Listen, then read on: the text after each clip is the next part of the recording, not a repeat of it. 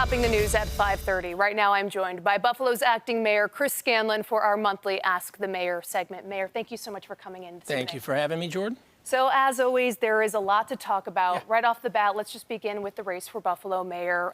Tuesday night, the Erie County Democratic Committee held their third and final mayoral convention, which you took part in.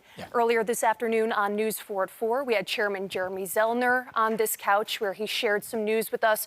Before we move ahead, let's hear that sound. I believe after Tuesday that the rank and file really supported Senator Ryan at a big rate, and I would expect that on Saturday our executive committee is going to take their recommendation for that. So that is the sound from the chairman there. He also said that he had a conversation with you. Right off the bat, I just want to get your reaction. How are you feeling? Oh, I'm fine. A little confused, confused by the timing of it. This is pegged as an open, transparent process where the zone chairs and the committee members. We're going to make a vote on Saturday, so the timing of it coming out a little bit today is a little interesting to me. But, like Hyman Roth famously said in The Godfather, this is the business we've chosen. This really, at the end of the day, doesn't change anything when it comes to my campaign.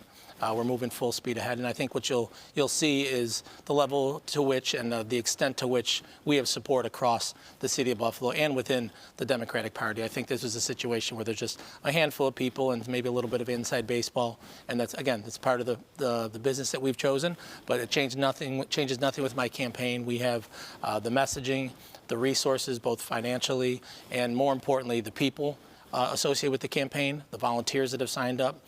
Close to 250 volunteers have signed up already, and more continue to do so every day. So again, we have the resources and the message that the people want to hear.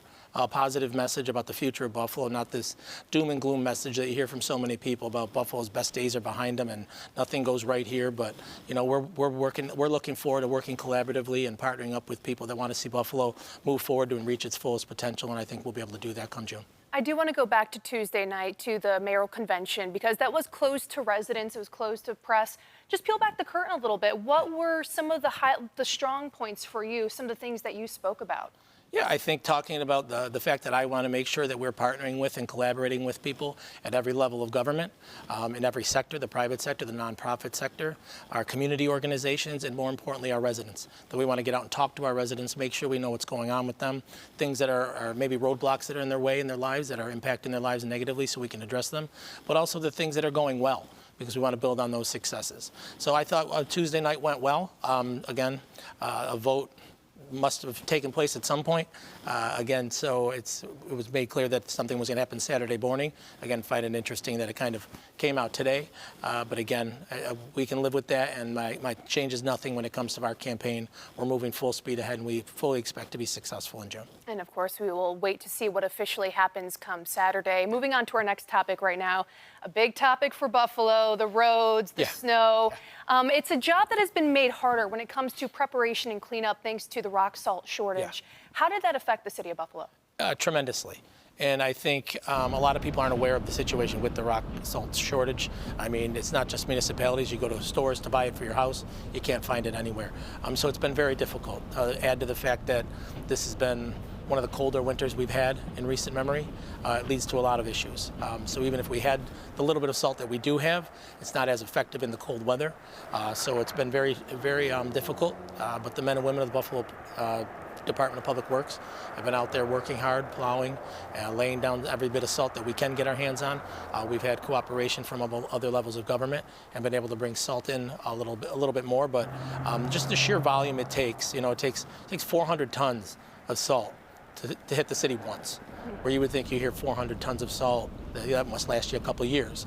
But no, that's just one trip through the entire city. So it's a tremendous undertaking, and with that shortage, it's certainly made it difficult.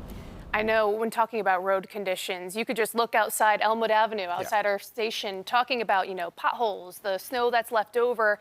You mentioned the crews are working really hard. What are some of the solutions you see, immediate permanent solutions you see in the future? Yeah, so like I mentioned, this has been one of the colder winters we've had, so that freeze thaw that we have is wreaked havoc on our roads this winter, and they're worse than we've really had them, the conditions are.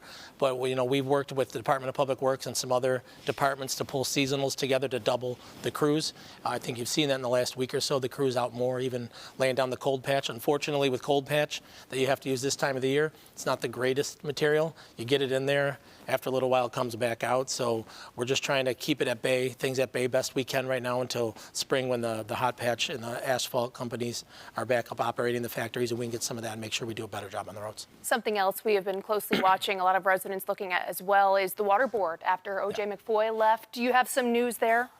Yeah, so one of the first things we did, and I did once I became mayor, is, we talked about transparency and communication, and that's across the board, inside of the building and especially going out into the public. And so we submitted names to the Buffalo Common Council this week to replace people on the Buffalo Water Board. Some great people, some technical skills, some people with roots in the community, so they know that they're hearing from the community as well, things that might be taking place. We have a couple more spots we need to fill, and we'll do that in the near future. But I think it's a great opportunity. Some of the people that have been on the board, and I thank them for their service, but have been there 10, 15, 17 years. So I think it's just time for some change there, a little turnover there, get some fresh set of eyes on things, and we have some tremendous names that we've submitted to the Common Council. So you mentioned some fresh set of eyes. When looking at your vision for the Buffalo Water Board, you mentioned you would want to completely revamp it. What are some changes you would like to see? Again, the first thing we want to talk about is transparency and communication with City Hall, but especially with our partners and our community members, our citizens. There were things that we discovered once I got into office, some moving of American Rescue Plan's money that was utilized for something that it wasn't originally intended to be used for, and it was extremely upsetting to see. So moving forward, the number one issue for me is transparency. All right, before we let you go, a great event happening this weekend for families in Buffalo, Winter Bash. Tell us about that. Yeah, it's going to be a fantastic opportunity out at Ralph Wilson Park all day on Saturday for families to come out. They get a sneak peek at what's going on at the park. It's going to be a fantastic place for families once it's completed in the next year or two. But it's a great opportunity to get out, instead of staying home and being fearful of the weather, get out and enjoy Buffalo's weather. Take advantage of the snow in ways that some people don't have the opportunity to in other areas of the country. So I would encourage everyone to get your families, come out to Ralph Wilson Park Saturday afternoon. Wonderful. Buffalo's acting mayor, Chris Scanlon, thank you so much, as always, for giving us the time. Thank you. Thank you.